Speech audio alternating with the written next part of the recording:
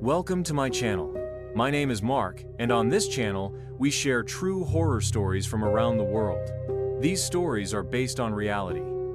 If you have also experienced any such incident in your life, you can email us. However, I must tell you one thing. This can be a terrifying experience for you, so if you get scared easily, you can skip the video right here. Today's chilling tale takes us to the city of Kanpur, India. Let's dive into the story.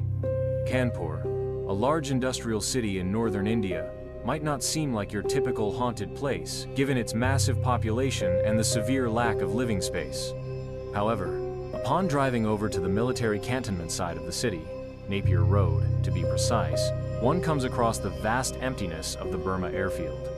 Currently known as the Civil Aerodrome, it's occasionally used for gliding lessons for NCC cadets, sort of like senior scouts and guides, and even more rarely for private aircraft landings. During the Second World War, the airfield was one of the many in India used by the British to support their troops.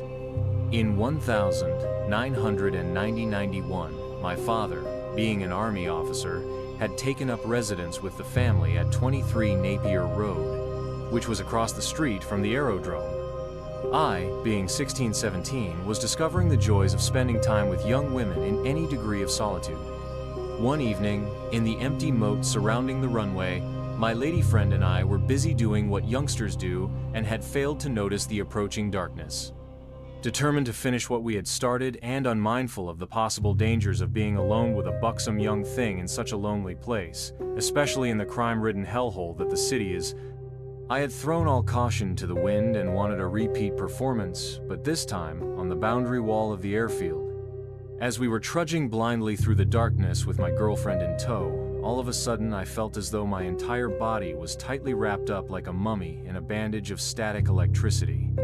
Something was happening around us, of which I was acutely aware, but precisely what it was, I had no means of ascertaining, owing to the darkest darkness I have ever known.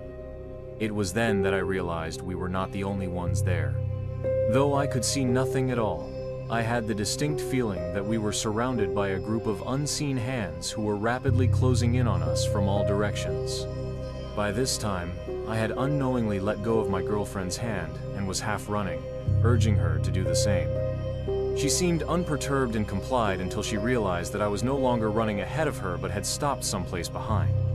She called out to me with a certain degree of panic in her voice, which I plainly heard but was unable to answer because my active mind was straining to perceive something that was way beyond my five senses.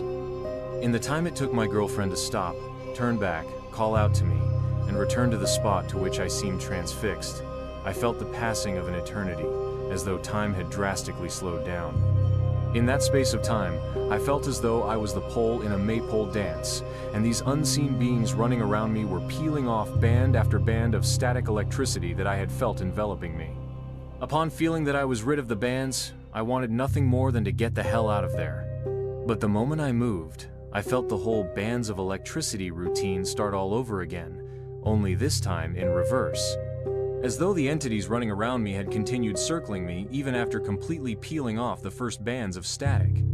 Again, I seemed to be tied up in the same way, only this time it was much tighter. The whole peeling and unpeeling process went on for Lord only knows how long. It was only when my friend came back that I was able to move again. Only this time, I did nothing but hold her hand tightly and beat a hasty retreat out of there. This is the first time that I have ever related this incident to anyone.